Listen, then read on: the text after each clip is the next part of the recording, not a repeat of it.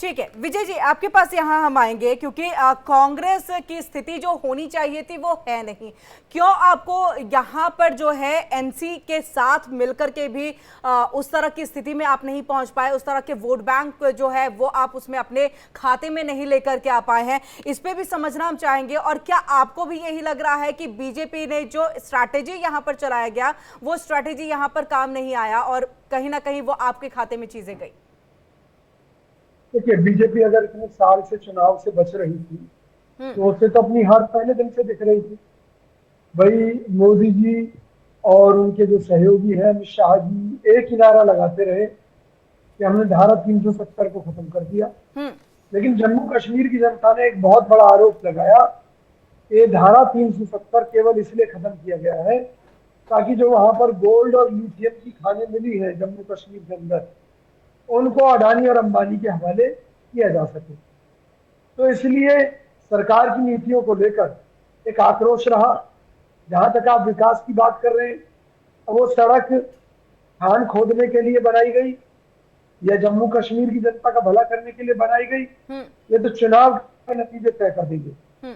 लेकिन इतना तय है कि जम्मू कश्मीर की आवाम भाजपा से नहीं, परेशान लेकिन सर है। सवाल तो ये है कि जो बीजेपी 10 सालों में कर पाई, सड़क का निर्माण कर पाई, वहां पर अब रेलवे जा रहा है, सब कुछ जा रहा है, केंद्र की जितनी योजनाएं हैं, डेवलपमेंट प्रोजेक्ट्स है, वो जम्मू कश्मीर तक पहुंच रहा है। तब कांग्रेस थी तो क्यों नहीं पहुंच पा रहा था? सर सवाल तो ये है ना, केंद्र में आप बैठे हुए थे, 60 साल आपने राज किया है, क्यों वो सपोर्ट नहीं दे रहे थे आप जम्मू कश्मीर को?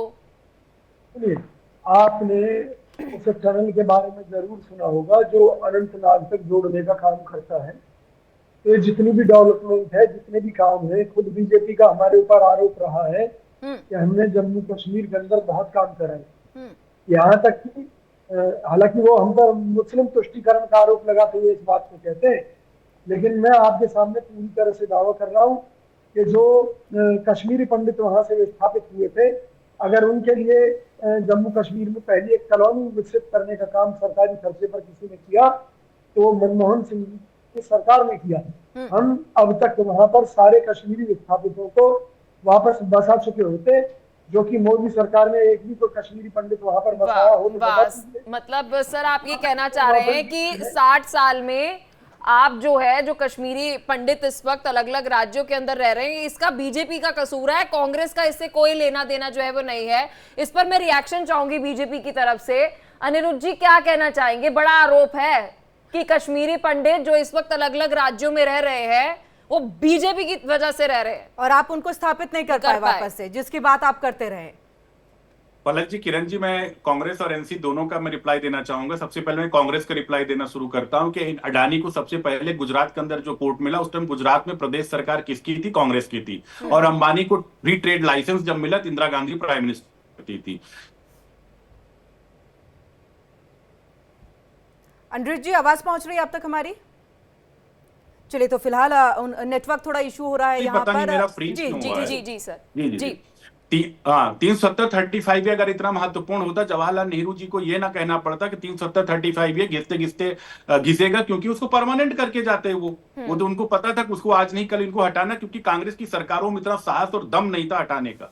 तीसरी चीज ये आता है कि बॉर्डरिंग स्टेट है। बॉर्डरिंग स्टेट के लिए दो चीजें बहुत महत्वपूर्ण होती है, आवागमन के साधन, चाहे रेल इंफ्रास्ट्रक्चर हो, चाहे रोड इंफ्रास्ट्रक्चर हो, चाहे एयरपोर्ट इंफ्रास्ट्रक्चर हो, बहुत जरूरी होता है क्योंकि वो बॉर्डरिंग स्टेट है। एक चीज ये है। दूसरी चीज ये आता है कि डेवलपमेंट को लेके, वहां पे डेवलपमेंट को आप ये देखिए, टूरिज्म सेक्टर में पर ईयर 16% का ग्रोथ हो रहा है। जब से 370-35 ये हटा, आप ये देखिए कितना ग्रोथ हो रहा है, जो कि वहां की जीडीपी में 56% कंट्रीब्यूशन सबसे ज्यादा होता है। अनएम्प्लॉयमेंट रेट में ये डेटा गलत कोट कर रहे हैं हमारे एनसी के भाई, क्योंकि उनको शायद डेटा हो सकता है, इनको हाइपोथेटिकल या फिगर देना है। अनएम्प्लॉयमेंट रेट घटा, पर कैपिटा इनकम 2 गुनी वहां पे हुई है। जो टूरिज्म से टूरिस्ट वहां जाते हैं, वो टूरिस्ट वहां पे जाते हैं कि जो 30% और विदेशी टूरिस्ट जा रहे हैं। श्रीनगर एयरपोर्ट पे खाने का सामान तक नहीं बचता, इतनी भीड़ लगी होती है अगर वहां पे कोई जाए।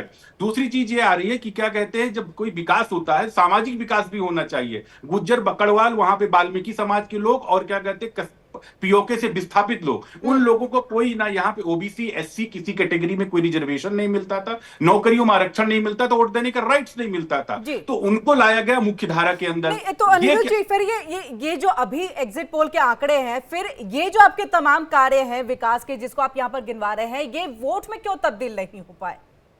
किरण जी आप देखिएगा ना, 8 बजे आशा की किरण जबरदस्त फूटेगी जम्मू कश्मीर में, और 12 बजे तक रिजल्ट बिल्कुल साफ हो जाएगा। भारतीय जनता बिल्कुल, पार्टी लेकिन एग्जिट पोल के हिसाब लेकिन से एक तो आप सवाल कुछ बता ही अनिरुद्ध जी सकते मेरा हैं कि आपसे किसके रहेगा, आधार पर ये चर्चा किरण, हो रही है, क्योंकि कहा यह जा रहा है कश्मीर में खाता खुल पाएगा बीजेपी का, क्या लगता है सर? नहीं, खाता भी खुलेगा और सरकार भी बनेगी, ये मैं आश्वस्त कर रहा हूँ कि जी। खाता भी खुलेगा। और क्योंकि वहां कैसे पे सर सरकार कैसे बनेगी? क्योंकि कश्मीर में आपने 19 सीटों पर तो उम्मीदवार उतारे, आप कह रहे हैं कि सरकार आपकी बन जाएगी। नहीं, कई निर्दलीय बीजेपी समर्थित भी हैं, कई निर्दलीय हैं वहां पे, तो ऐसा कुछ नहीं है कि सरकार नहीं बनी। देखिए बड़ी बात कह रहे हैं अनिरुद्ध जी, निर्दलीय है वहां पे। मैंने पहली शुरुआत इससे करी। कश्मीर में जम्मू कश्मीर, मैं कह रहा हूँ, मैं वैसे नहीं बोल रहा हूँ, मैं किसी सर्वे पे क्वेश्चन नहीं कर कहना रहा चाह हूँ। रहे हैं डीपी शास्त्री जी, बोलिए सर। ज्योतिष में भी राहु कहीं ना कहीं बड़ा खेल खेलेगा और धर्म के साथ खेलेगा, और ये सब उसमें सक्षम है और सरकारें बनाने में भी सक्षम ग्रह के हिसाब से है। बल्कि शनि 5 साल में इतना अच्छा किया इस देश के लिए, पूरे विश्व के लिए, कि कहीं भी कुछ हो रहा है वो धर्म के अनुकूल ही शनि करा रहा है, जहां भी हो रहा है। और जम्मू कश्मीर इसी कश्यप की भूमि है।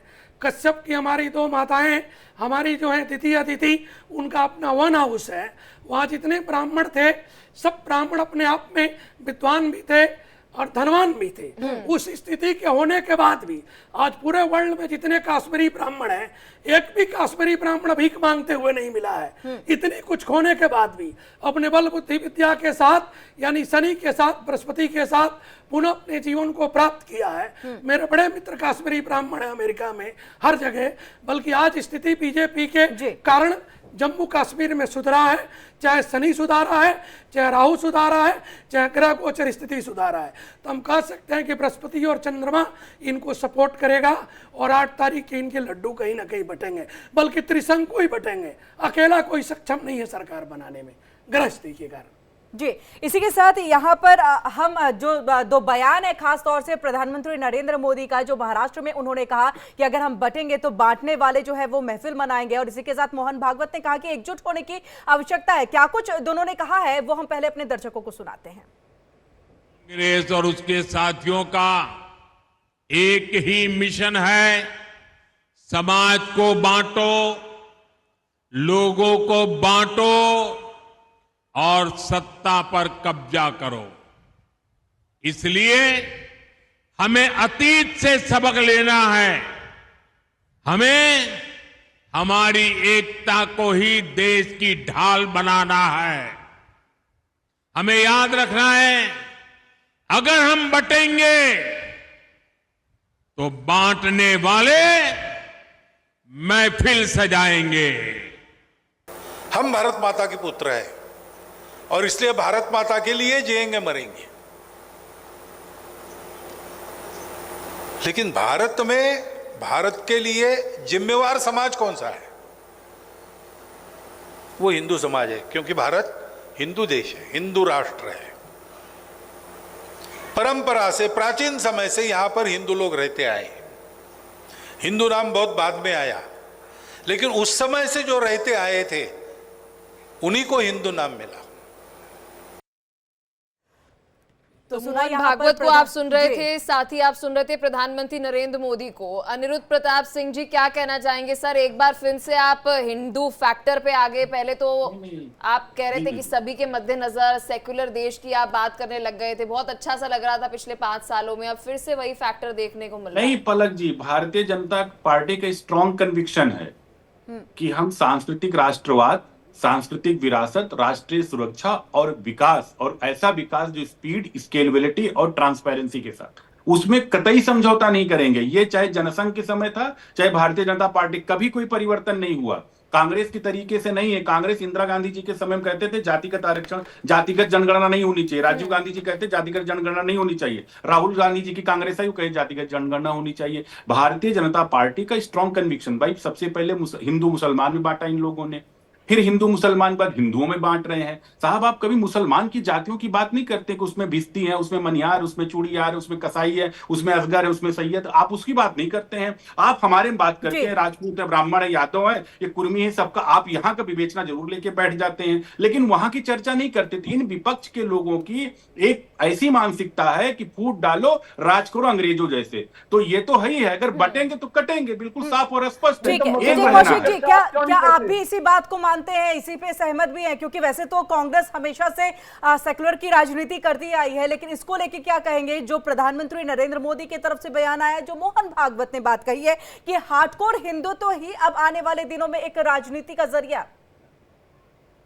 सवाल ये है कि ये वही मोहन भागवत है जिन्होंने हिंदुत्व की परिभाषा बताने से इनकार कर दिया था, क्योंकि इन्हें खुद नहीं मालूम हिंदुत्व है क्या।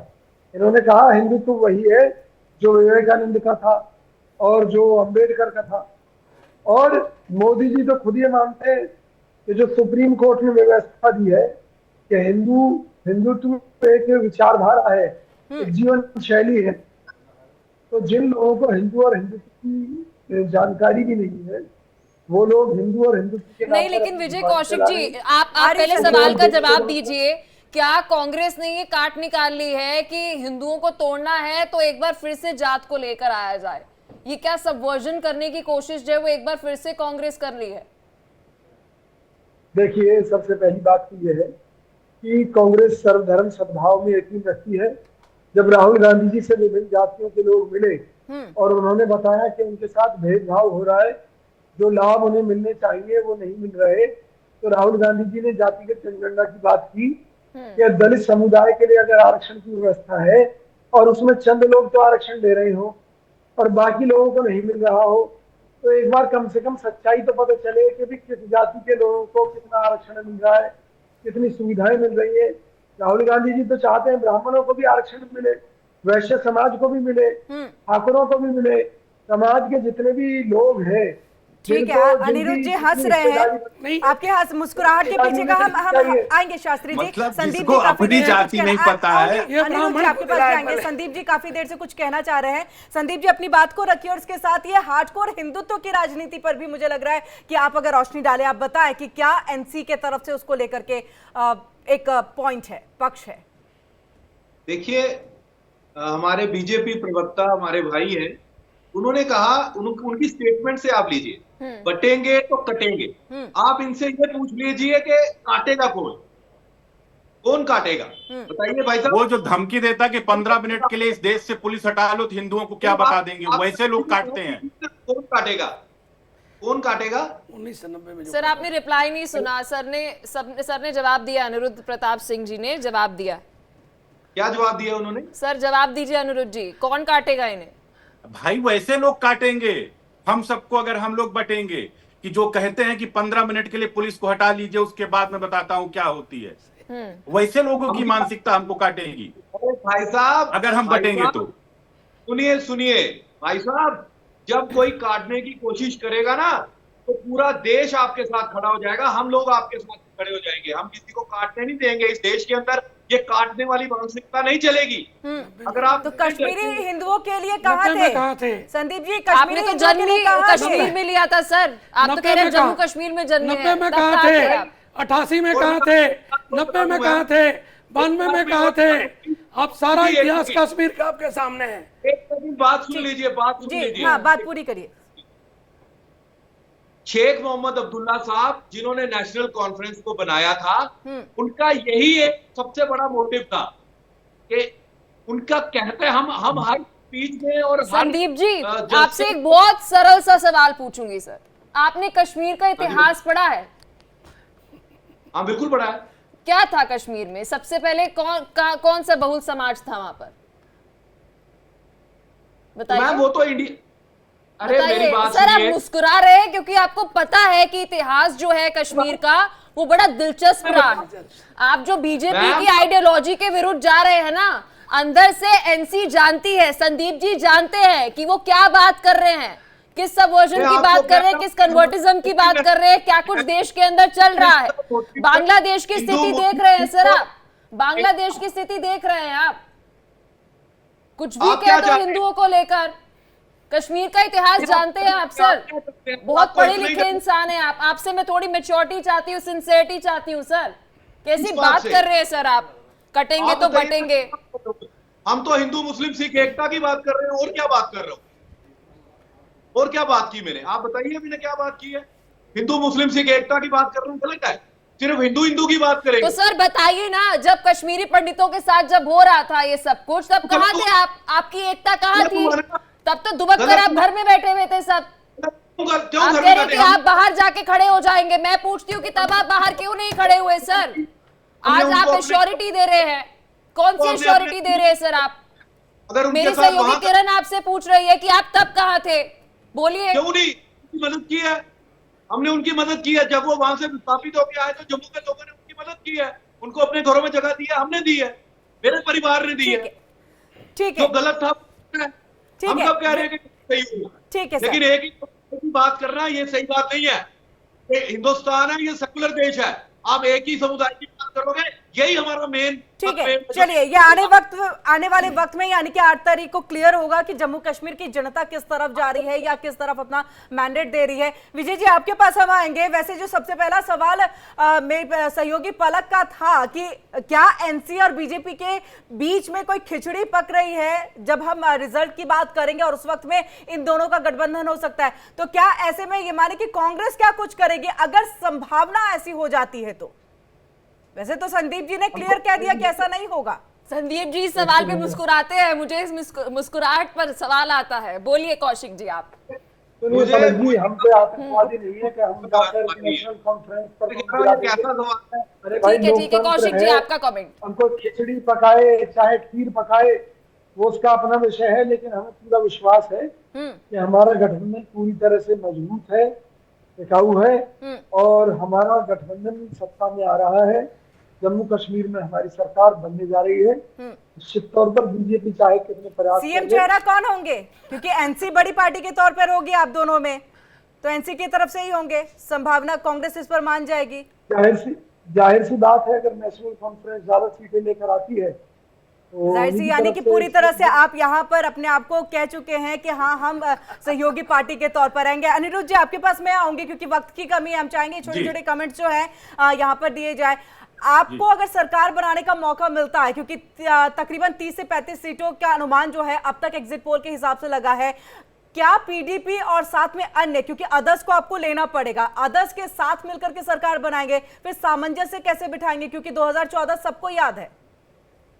नहीं देखिए क्या होता है कि अभी तो हम लोग सीटों के आकलन लेके चल रहे हैं कि हम लोग के 35+ सीटें आएंगी और कुछ क्या कहते हैं हम लोगों के निर्दलीय सपोर्टिव हैं, वहां पे वो चुनाव लड़ रहे हैं, तो राष्ट्र हित में जो उचित होगा वो किया जाएगा। और बीजेपी का जो एक कन्विक्शन है वो बीजेपी उस कन्विक्शन से नहीं हटने वाली, बिल्कुल एकदम क्लियर, एकदम उसमें कोई संशय नहीं है। दूसरा एनसी के भाई, मैं 10 सेकंड लूंगा, एनसी के भाई ये कह रहे थे साहब जब कश्मीरी पंडितों के साथ में वहां पे हो रहा था ना, एक पति के सामने उसके पत्नी का गैंग रेप किया जाता है और उसके बाद आरे से चीर दिया जाता है, सोचिए उसके परिवार पे क्या गुजरी होगी। तब आप ही के चीफ मिनिस्टर थे फारूक अब्दुल्ला जी, कोई दूसरा नहीं था। आपके डीजीपी भाग गए थे, आपके सीएम भाग गए थे, क्योंकि वो नहीं कर पाए। कम से कम थोड़ा सा आप लोग भले कुछ ना करें, लेकिन कम से कम थोड़ी संवेदना रखें कि आपने क्या कश्मीरी पंडित, वहां पे क्या बैनर और क्या सब छपते रहते थे। क्योंकि आज डिबेट का वो विषय नहीं, तो इसलिए बोलना उचित नहीं है। बाकी किरण जी जो राष्ट्रहित में होगा वो बिल्कुल वहां पे किया जाएगा। ठीक है संदीप जी, आपसे भी हम चाहेंगे कि आप लास्ट कमेंट्स जो है यहाँ पर दे कि क्या आगे आने वाले दिनों में आप जो रिजल्ट आएगा उसको लेके क्या कह रहे हैं, तकरीबन कितने नंबर्स जो है एक्सपेक्ट कर रहे हैं आप? देखिए मैंने आपको क्लियर कट कह दिया कि इंडिया अलायंस 50 सीट्स मिनिमम जो है वो वहां पे लेके आएंगे, इसमें कोई दो राय नहीं। सीएम उमर अब्दुल्ला साहब होंगे, और वैसे भी हमारी तरफ से ये मेरी चॉइस है उमर अब्दुल्ला साहब लीड करें, क्योंकि उन्होंने कैंपेन को भी लीड किया, तो वाकई तो चुनाव जीत रहे हैं, वो डिसीजन लेता है और हम भी वही करेंगे साहब जो राष्ट्र हित में होगा। डीपी शास्त्री जी आपसे फाइनल कमेंट हम लेंगे। जी जी जी जी जी संदीप जी बहुत अच्छी क्लैरिटी, बोलिए। इसमें बृहस्पति शनि की स्थिति अच्छी है, बीजेपी त्रिशंकु विधानसभा की तरफ बढ़ के सरकार बना लेगी और बीजेपी यहाँ बृहस्पति के कारण किसी ना किसी सहयोगी ऐसा व्यक्ति आ जाएगा और वो बिल्कुल अपने मन के अपनी इच्छा से आएगा और आकर के सरकार बना की और भगवा लहराएंगे। और इस बार जम्मू कश्मीर भगवा के साथ जा रहा है, देवगुरु बृहस्पति के कारण। इसीलिए आप तैयारी रखें कि बीजेपी कहीं ना कहीं बहुत बड़ा वहां पे शास्त्री जी बहुत जल्दी से पीडीपी को लेकर के भी कुछ बता दीजिए, क्योंकि पीडीपी बिल्कुल ऐसा लग रहा है कि जो 2014 में जितने नंबर्स थे उतने नंबर्स रहे नहीं है, तो आखिर ऐसा क्यों रहा? पीडीपी की स्थिति ठीक नहीं है। उनके अगर कुंडली को उठा करके देखते हैं तो वहां पे उनकी जो स्थिति 2021 से लेकर के 2025 जुलाई तक जो स्थिति है वो दशा में ग्रहण काल में है। वो खुद ही नहीं पता कि वो क्या कर रही हैं और क्या करने जा रही हैं। कुछ ऐसे चेहरा हैं जो अपना सीट जीत जाए, वहां बहुत बड़ी बात है। आप देखिएगा 8 तारीख का बड़े बड़े नेता की स्थिति वहां खराब होगी, वो अपना सीट ही कहीं ना कहीं गवा करके ना खड़े हो जाए कि वो हार गए अपना विधानसभा। ठीक है, बहुत बहुत शुक्रिया आप सभी मेहमानों का हमारे साथ यहाँ पर जुड़ने के लिए। और जम्मू कश्मीर को लेकर के क्या कुछ यहाँ पर पलक जो स्थिति है वो बनने जा रही है, 8 तारीख को तो सब कुछ क्लियर होगा, लेकिन उससे पहले एग्जिट पोल ने हर किसी की धड़कनें जो है वो बढ़ा दी है। बीजेपी अपनी कोशिश में लगी हुई है जोड़ तोड़ में रणनीति तैयार करने में कि वहां सरकार जो है हम बना सके, तो वही कोशिश जो है गठबंधन में एनसी और जो है इनका देखने को मिल रहा है कांग्रेस का खास तौर से। तो लगातार खबरों का सिलसिला जारी है, लेकिन यहां रुक रहे हैं एक छोटे से ब्रेक के लिए, जल्द हो रहे हैं हाजिर।